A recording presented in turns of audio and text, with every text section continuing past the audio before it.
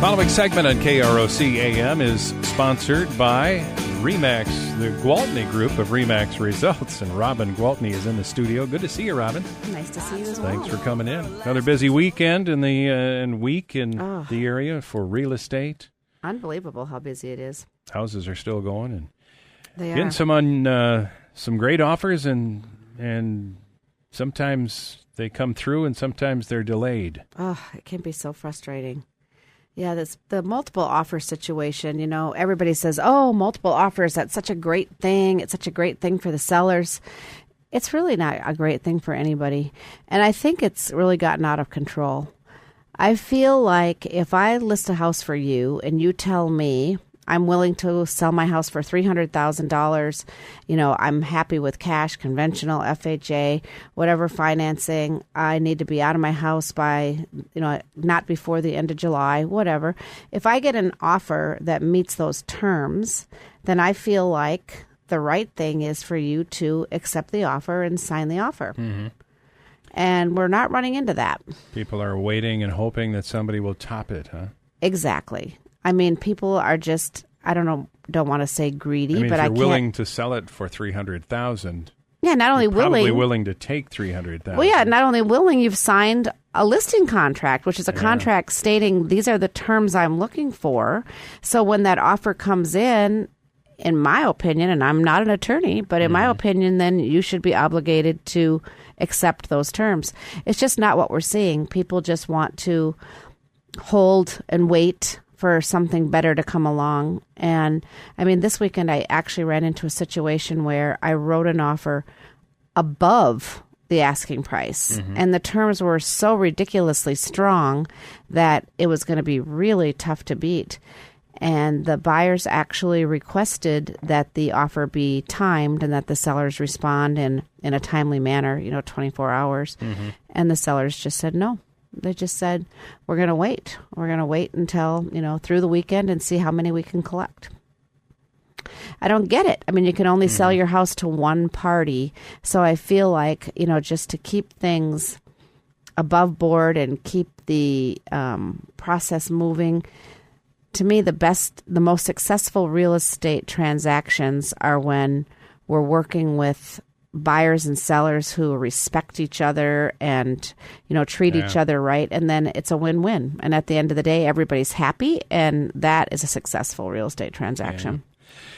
Yeah, it's a different time, as we've mentioned, that, and it's rather unusual for this area. But, I don't know how long we're going to ride this out. Right. But it's a good thing for sellers.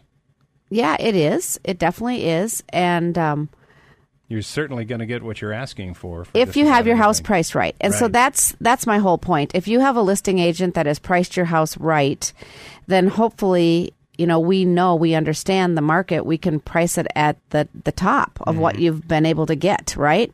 So once you get an offer for that, it's like we're at the top. So it's not eBay.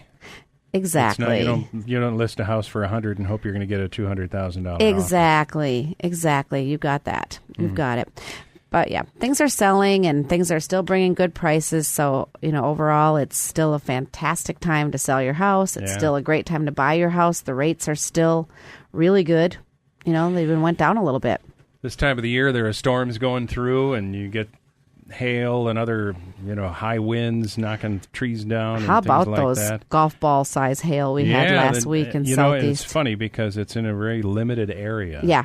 Mm-hmm. But my daughter had, she's just been in the house for 2 weeks. Yeah, and then boom, bang. You hear all this and, oh, no. Go outside and there's some damage on the siding and probably the roof, but it's hard to tell. Yeah, she's probably going to end up with a new roof and new siding in her new little house. But, yeah, I have a house that's going to close over there in that very defined little area.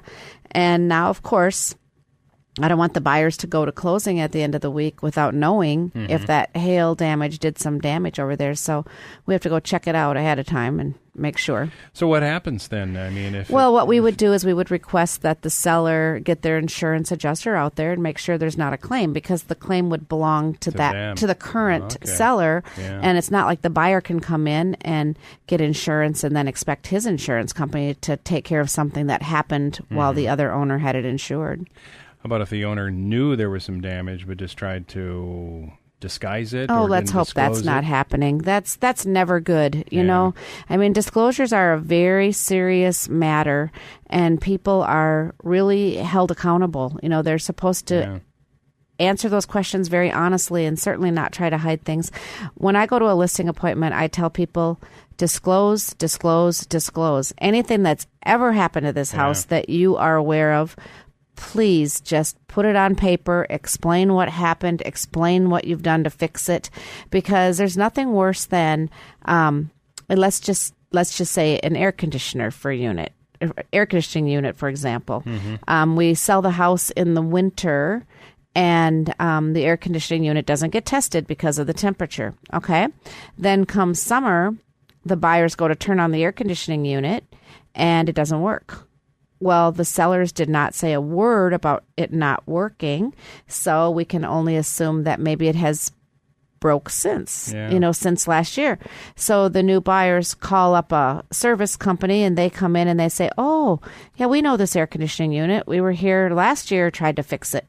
Then we've got a problem because that seller knew there was an issue with that air conditioning unit and opted not to disclose it. And it's not right. It's not the right thing to do. Any new listings coming up? Oh, my gosh. Some really sweet ones. I wish I could tell you addresses because I'm just signing paperwork today, but I have a really nice one near John Marshall High School, very affordable and mint. I have a really nice one in Elton Hills, very affordable and mint. So I'm super excited about both of those. Got a high-end one coming on out northwest, and I've got one in Pill Hill coming. So I have 4 new ones coming this week. All right. So if somebody needs to get a hold of you because they want to sell or they're looking to buy, how do they get a hold of you, Robin? My cell phone is always a good option, and that number is 507-259-4926. Robin Gwaltney with the Gwaltney Group of RE/MAX Results. The website is Gwaltneygroup.com.